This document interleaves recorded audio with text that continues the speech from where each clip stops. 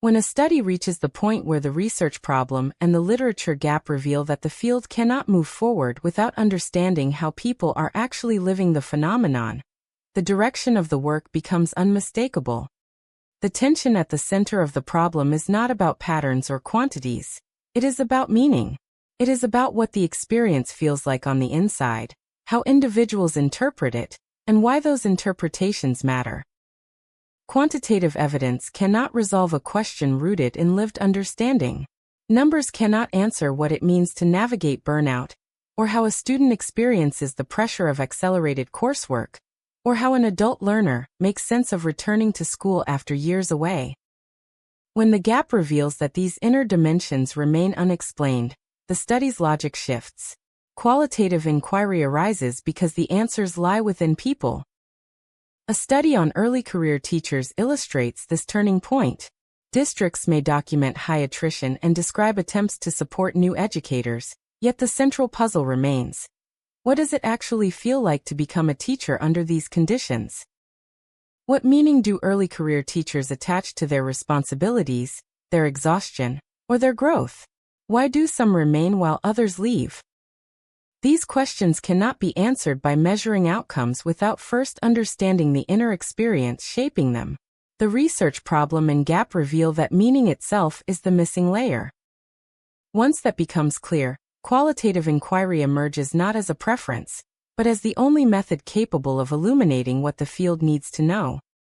Qualitative research grows out of a belief that is both powerful and deeply human. The experiences of people are a valid and essential source of knowledge.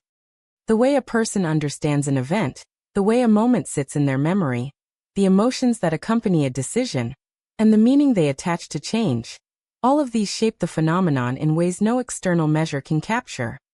Qualitative inquiry honors the truth that systems often overlook, that the internal world of participants is not noise to be filtered out but insight to be understood. It begins with the assumption that people's voices carry wisdom, and that understanding their perspectives is a form of scholarship that leads to more compassionate, just, and grounded action. Qualitative work becomes a way of giving voice to those who are unheard, illuminating the depth beneath the surface of practice, and building understanding that leads to meaningful change. This is not simply a methodological choice. It is a commitment to the dignity, complexity, and humanity of participants. Because qualitative inquiry seeks meaning, the knowledge it produces looks different from what emerges through measurement. Instead of counting or comparing, qualitative work listens. It attends to nuance. It allows context, identity, culture, and emotion to have a place in understanding the phenomenon. It asks what an experience is like, how people make sense of it, and how their meaning unfolds in the setting where it occurs. Qualitative research takes place in the natural environments where people actually live the phenomenon, allowing the reality of those settings to shape understanding rather than stripping context away. This orientation aligns with the inherently inductive nature of qualitative inquiry, where understanding is built from the details of participants' experiences rather than imposed through predetermined structures. These questions are not soft, they are incisive. They cut to the core of why a phenomenon matters and how it is lived. This is why qualitative studies speak in verbs such as understand, explore, describe, examine, and interpret. These verbs signal that the study is oriented toward depth, toward complexity, and toward the layers of meaning that lie beneath the surface.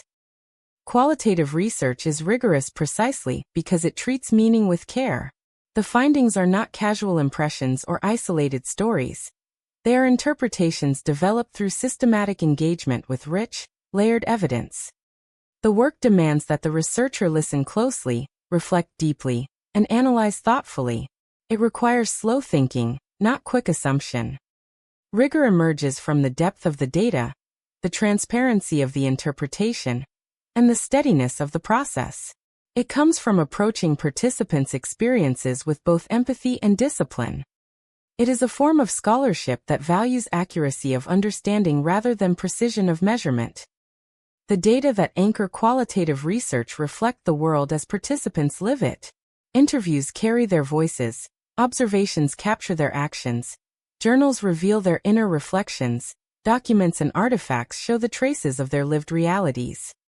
These different forms of evidence open windows into the experience that no single source could reveal on its own. When meaning appears consistently across these sources, the interpretation grows stronger. This is the purpose of triangulation, a practice that confirms patterns across multiple forms of data. It is not a mechanical requirement. It is a commitment to representing participants faithfully. Triangulation strengthens credibility by ensuring that the insights emerging from the study rest not on one moment or one conversation, but on the convergence of perspectives, contexts, and forms of meaning. It reflects the ethical stance of qualitative inquiry, to understand people fully enough to speak about their experience with integrity. Alongside triangulation, qualitative research often incorporates practices that help the researcher remain grounded and aware.